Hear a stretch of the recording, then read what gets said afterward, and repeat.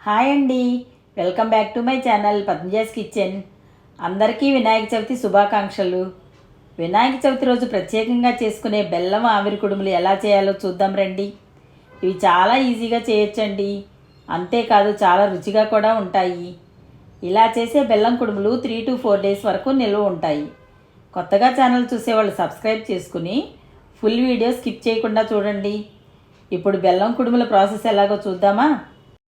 ముందుగా ఒక గిన్నె తీసుకొని దానిలో 1 టేబుల్ స్పూన్ పచ్చిశనగపప్పు వేసి పప్పు మునిగే వరకు నీళ్లు పోసి 1 గంట సేపు నానబెట్టండి. ఇప్పుడు స్టవ్ వెలిగించి ప్యాన్ పెట్టుకుని దానిలో 1 స్పూన్ నెయ్యి వేసుకోండి. నెయ్యి కరిగిన తర్వాత దానిలో సన్నగా తరిగి పెట్టుకున్న పచ్చి కొబ్బరి ముక్కలు 3 to 4 స్పూన్స్ వేసుకోండి. లేదంటే కొబ్బరి తురుము కూడా వేసుకోవచ్చండి. కొబ్బరి ముక్కలను కొంచెం సేపు నెయ్యిలో వేయించండి. ఇప్పుడు దానిలో ముందుగా నానబెట్టుకున్న పచ్చెనపప్పు వేసి అది కూడా 2 నిమిషాలు వేయించండి. ఇలా నెయ్యిలో వేయించడం వల్ల కొబ్బరికి శనగపప్పుకి చాలా రుచి వస్తుందండి. ఇప్పుడు దానిలో 1/2 స్పూన్ సాల్ట్ వేసి అంతా బాగా కలపండి. ఇలా కలిపిన తర్వాత దానిలో 1 కప్పు వాటర్ పోసుకోండి. ఇప్పుడు శనగపప్పు ఉడికే వరకు ఉడికించండి. శనగపప్పును 1 గంట సేపు నానబెట్టాం కాబట్టి త్వరగా ఉడికిపోతుంది. ఇలా ఉడికితే సరిపోతుందండి. ఇలా శనగపప్పు ఉడికిన తర్వాత బెల్లం కుడుముల కోసం 1 కప్పు బెల్లాన్ని మరుగుతున్న వాటర్లో వేసుకోండి. స్వీట్ కొంచెం తక్కువ తినేవాళ్ళు 3/4 కప్పు వేసుకున్నా సరిపోతుందండి. ఇలా బెల్లం వేసిన తర్వాత మంటను లో ఫ్లేమ్లో పెట్టుకుని బెల్లాన్ని పూర్తిగా కరగబెట్టండి. దీనిలో 1/2 స్పూన్ యాలకుల పొడి వేసి మరోసారి కలపండి. బెల్లం పాకం రావాల్సిన అవసరం లేదండి, ఇలా కరిగితే సరిపోతుంది. మనం ఏ కప్పుతో బెల్లం తీసుకున్నామో అదే కప్పుతో 1 కప్పు పొడి బియ్యం పిండిని తీసుకోండి. బియ్యం పిండి వేసిన తర్వాత మంటను లో ఫ్లేమ్లోనే ఉంచి పిండంతా కలుపుతూ మిక్స్ చేసుకోండి. ఇలా పిండంతా మిక్స్ చేసిన తర్వాత దానిలో 1 స్పూన్ నెయ్యి వేసుకుని ఒకసారి కలిపి దానిపై మూత పెట్టి కొంచెం గోరువెచ్చగా అయ్యే వరకు పక్కన పెట్టండి.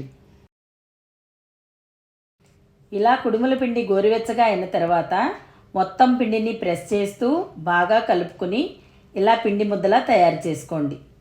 ఇలా చేసిన పిండి ముద్దతో 4 రకాల షేప్స్లో కుడుములను చేస్తున్నానండి.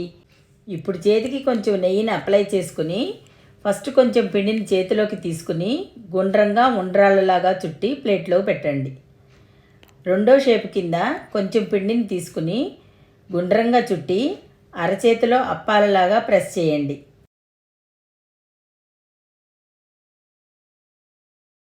ఇక మూడో షేప్ కింద కొంచెం పిండి తీసుకుని వేళ్లతో గట్టిగా ప్రెస్ చేసి ఇలా కుడుముల్లాగా చేసుకోండి.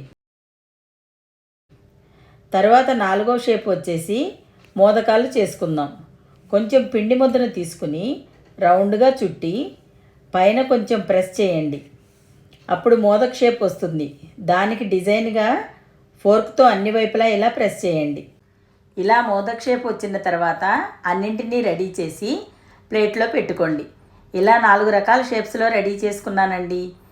ఇప్పుడు వీటన్నిటినీ ఆవిరిలో ఉడకబెట్టడం కోసం ఇడ్లీ పాత్రలో నీళ్లు పోసి వాటర్ బాయిల్ అయ్యేలోగా ఇడ్లీ ప్లేట్స్కి నెయ్యి అప్లై చేసుకుని ఫస్ట్ కింద ప్లేట్లలో ఫ్లాట్గా ఉండే వాటిని పెట్టుకోండి. తర్వాత ప్లేట్స్లో ఈ విధంగా అరేంజ్ చేసుకుని ఆ స్టాండ్ని ఇడ్లీ పాత్రలో పెట్టి 15 నుంచి 20 నిమిషాల వరకు ఉడకనివ్వండి.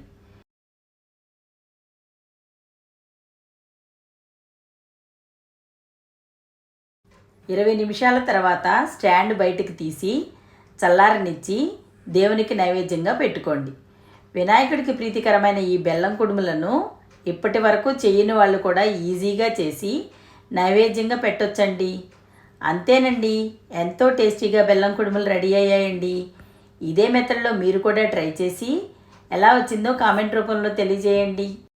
మా వీడియో మీకు నచ్చినట్లయితే లైక్ చేయండి, షేర్ చేయండి, సబ్స్క్రైబ్ చేయండి. మరెన్నో వీడియోస్ కోసం పక్కనున్న బెల్ ఐకాన్ క్లిక్ చేసి ఆల్ అనే ఆప్షన్ సెలెక్ట్ చేసుకోండి.